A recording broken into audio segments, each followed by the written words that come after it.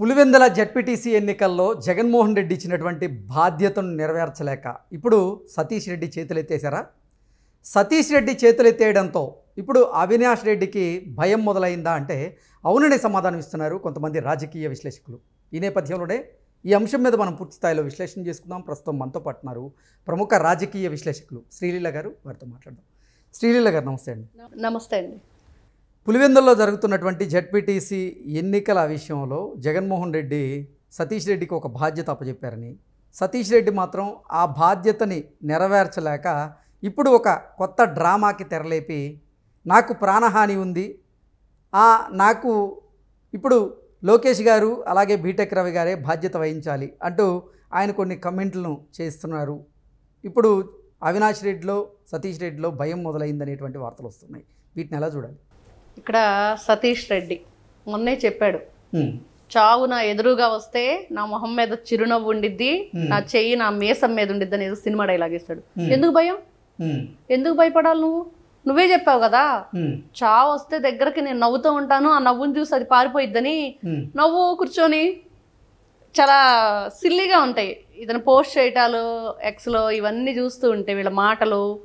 మొన్నేమో 99 టీవీలో ఒకరు మాట్లాడారు, ఏదో 200 మంది షార్ప్ షూటర్స్ వచ్చారు అమెరికా నుంచి, ఇంకేముంది జగన్మోహన్ రెడ్డి అదేదో సినిమాలో AK-47లో వేసినట్లు వేసేస్తారని. అన్నీ చెప్పుకోవటానికి బాగానే ఉంటాయి, కానీ నిజానిజాల్లోకి వెళ్తే ఏంది, అక్కడ ఏం జరుగుతుంది, అక్కడ ఏంటి అనేది చూస్తే మొన్నే కదా పోలీస్ స్టేషన్లో చూసాం సతీష్ రెడ్డి గారి ప్రతాపం. ఆ రోజు ఆయన ఓవర్ యాక్షన్ చూడగానే ప్రజలందరూ కూడా ఏమన్నారంటే, ఖచ్చితంగా జగన్మోహన్ రెడ్డి ఇతనికి ఏదో పోస్ట్ ఇస్తానన్నాడు, అందుకనే ఆ విధంగా చిన్నపిల్లోడు అవినాష్ రెడ్డి చేతులు కట్టుకొని నిలబడితే సతీష్ రెడ్డి ఎగిరెగిరి పడుతున్నాడు అని అది అర్థమైపోయింది. మరి ఈ రోజున ఎందుకు ప్రాణహాని? బీటెక్ రవి గారితో ఎందుకు, లోకేష్ గారితో ఎందుకు? మీరు భయం లేదు కదా మీకు, మీరు భయం లేని వాళ్ళు కదా, ఎగరేసి తంతామంటారు కదా, సప్త సముద్రాల అవతలన్న లాక్కొస్తారు కదా, బట్టలు ఊడదీస్తారు కదా, రఫ నరికేస్తారు కదా. మరి ఇన్ని రకాలు మీ దగ్గర ఉన్నప్పుడు ఏమి జయనాల గురించి మీకెందుకు భయం? చక్కగా మీరేదో చిరునవ్వుతోటి మీసం మీద చేత్తో చేసుకొని కూర్చోండి. కానీ ఇక్కడ వీళ్ళు ఏంటంటే, ఈ రోజున అక్కడ జెడ్పీటీసీ ఎలక్షన్లో ఏం జరుగుతుందంటే, సునీత గారి ఎంట్రీ ఒక్కొక్కరికి గిజ గిజ గిజ కొట్టుకునేటట్లు చేసింది. అసలు అదొక కీలక మలుపు అనమాట. ఆయన జయంతి రావటం, మరి ఆవిడ రావటం, మరి ప్రైవేట్ సెక్యూరిటీని పెట్టుకోవటం, తల్లి ఫోన్ చేసి బాధపడటం, అవినాష్ రెడ్డి వల్ల ప్రాణహాని ఉంది అని. గతంలో ఆవిడ చాలాసార్లు చెప్పారు, కోర్టుకు కూడా విన్నవించుకున్నారు, పోలీసులను ఎస్పీ గారిని కలిశారు, అతని బెయిలు రద్దు చేయండి, నాకు ప్రాణహాని ఉంది, అనుమానాస్పదంగా 6 చనిపోయారని. పులివెందుల్లో ప్రతి ఒక్కరికి తెలుసు. మరి అప్రూవర్గా మారిన దస్తగిరే చెప్పాడు స్వయంగా, గొడ్డలు కొనుక్కొస్తే ఎన్ని లక్షలు ఇస్తారు, వేసేస్తే ఎన్ని లక్షలు ఇస్తారు, ఫ్రంట్ డోర్ నుంచి ఎంతమంది వచ్చారు, బ్యాక్ డోర్ నుంచి ఎంతమంది వచ్చారు, ఇదంతా చేసింది ఎవరు? జగన్మోహన్ రెడ్డి, అవినాష్ రెడ్డి ఆధ్వర్యంలోనే అందరూ చెప్తున్నారు కదా. మరి సతీష్ రెడ్డి ఎందుకు భయం? నిన్న ఇక్కడ ఒక విషయం మనం గమనించాలి. సతీష్ రెడ్డి, ఆదినారాయణ రెడ్డి, బీటెక్ రవి పేర్లు రాసుకొని వచ్చి సునీత గారిని సంతకం చేయమన్నారు, వీళ్లే నా తండ్రిని చంపారు అని. ఎవరి పేరుందండి? సతీష్ రెడ్డి పేరు. అది ఆవిడ చెప్పిన 24 గంటల్లో ఈయనేం చెప్తున్నాడు, ఇప్పుడు నాకు ప్రాణహాని ఉంది అని. అంటే ఇప్పుడు ఎవరి వల్ల ప్రాణహాని ఉంది? అదే అర్థం కావట్లేదు. అంటే సతీష్ రెడ్డి గారు ఏంటంటే, పులివెందుల్లో నాకు ప్రాణహాని ఉంది, దానికి బీటెక్ రవి, లోకేష్ గారే బాధ్యత వహించాలి అంటున్నారు. అంటే ఎవరి వల్ల ప్రాణహాని ఉంది, వీళ్ళని బాధ్యత వహించమని అడుగుతున్నారా, లేదంటే అసలు ఎవరి వల్ల ప్రాణహాని ఉందనేది ఇక్కడ ఇండైరెక్ట్ గా ఆయన చెప్తున్నాడండి. గతంలో తెలుగుదేశం పార్టీ నుంచి మొన్న ఈ మధ్యనే కదా వెళ్ళాడు ఆయన. అతనికి ఏంటంటే, నిన్న సునీత గారి విషయం తెలుసుకున్న తర్వాత ఇతనికి గొంతులో వెలగ పండుబడినట్లు అయిపోయింది. ఏం చేయాలో అర్థం కావట్లేదు. ఓహో, నా పేరు ఇలా యూజ్ చేశారు, ఆల్రెడీ సంతకాలు పెట్టించమన్నారు, నా మీద ప్లాన్ ఉంది, అయితే ఇప్పుడు నా ప్రాణాల పరిస్థితి ఏంటి? కాబట్టి అవినాష్ రెడ్డి, జగన్మోహన్ రెడ్డి, ఇంకా వాళ్ళకి సంబంధించిన కొంతమంది గంగిరెడ్డి అని వాళ్ళు వీళ్ళు ఉన్నారు కదా, ఎర్ర గంగిరెడ్డి అని వాళ్ళందరి వల్ల నాకు ప్రాణహాని ఉంది, కాబట్టి దానికి బాధ్యత మీరు బరువు బాధ్యతలు తీసుకొని నాకు ప్రాణహాని లేకుండా చేయండి అనే పోస్ట్. అది అర్థం చేసుకున్న వాళ్ళకి అర్థం చేసుకున్నంతని ఈ రోజున అతను చెప్పే విధానం అంటే, పాపం డైరెక్ట్ గా చెప్పలేక ఈ విధంగా చెప్తున్నాడా, మహాప్రభో నన్ను రక్షించండి, కూటమి ప్రభుత్వం అధికారంలో ఉంది, నాకు వైఎస్ఆర్సీపీ పార్టీ వాళ్ళ ప్రాణహాని ఉంది, తెలియకపోయి ఇరుక్కున్నాను, నేనే వెళ్ళి పడ్డాను గోతిలో. ఇప్పుడు అతనికి తత్వం బోధపడింది సతీష్ రెడ్డికి.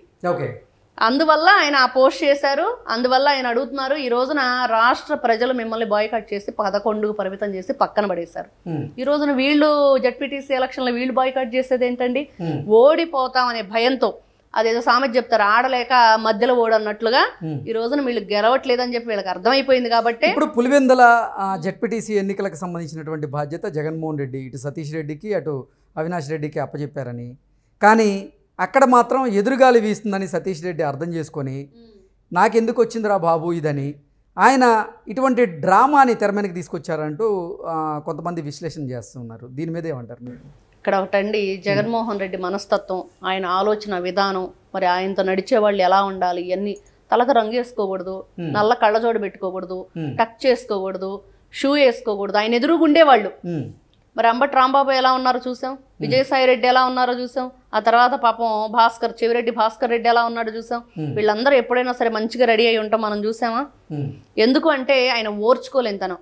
మరి పోయి తెలుగుదేశం పార్టీని వదిలిపెట్టేళ్ళి వైఎస్ఆర్సీపీ పార్టీలో చేరిన సతీష్ రెడ్డి పని ఇప్పుడు ఎలా ఉందంటే, అదేదో పెన్నం మీద నుంచి వెళ్ళి పొయ్యిలో పడ్డట్టు అయిపోయింది. ఇప్పుడు ఆయన టార్గెట్ ఇచ్చాడు. టార్గెట్ నువ్వు కంప్లీట్ చేస్తావా లేకపోతే బాత్రూమ్ గొడ్డల సీనా అన్నట్లు ఉంది పరిస్థితి. ఓకే, ప్రజలందరూ చెప్పు టార్గెట్ రీచ్ కాకపోతే ఆ బాత్రూమ్ సీన్ గుర్తొస్తుందంటారా? అంతే, అందుకే ఇటువంటి వ్యాఖ్యలు చేస్తున్నారంటారా? ఖచ్చితంగా. ఏం చేయాలో అర్థం కాక రేపు ఏదన్నా ఒకవేళ వీళ్ళు వేసేసినా, ఇదిగో బతికున్నప్పుడే చెప్పాడు, ఈ రోజున అతను ఇష్టపూర్వకంగానే ఆ పోస్ట్ పెట్టాడా, బలవంతంగా పెట్టించారా, ఎవరికి తెలుసు? రేపొద్దున ఏదన్నా జరగకూడదు జరిగితే, ఇదిగో ఆల్రెడీ బతుకున్నప్పుడు వాంగ్మూలం ఇచ్చాడు, ఆల్రెడీ ఆయనకి హింట్ ఉంది, అందుకని ఇదిగో లోకేష్ పేరు బీటెక్ రవి పేరు చెప్పారు అని చెప్పేసి డ్రామాలు ఆడతారా? ఆల్రెడీ నారాసుర రక్త చరిత్ర చూశారు ప్రజలు. ఇంకా ఏ రక్త చరిత్ర నమ్మటానికి లేదు. జగన్మోహన్ రెడ్డి నీచమైన చరిత్ర చూసిన తర్వాత ప్రజలందరూ వీళ్ళని ఇంకా రాష్ట్రంలో పనికిరారని పక్కన పెట్టారు. మరి ఇంకా ఈ డ్రామాలు ఇవన్నీ కూడా రక్తి కట్టించే ప్రయోగాలు చేస్తున్నారు తప్పించి, వీళ్ళు కథ కంచికి వెళ్ళిద్ది. కానీ ఏ విధంగా వెళ్ళిద్ది అంటే, తెలుగుదేశం పార్టీ గెలవటంతో వీళ్ళ కథ కంచికి వెళ్ళిద్ది.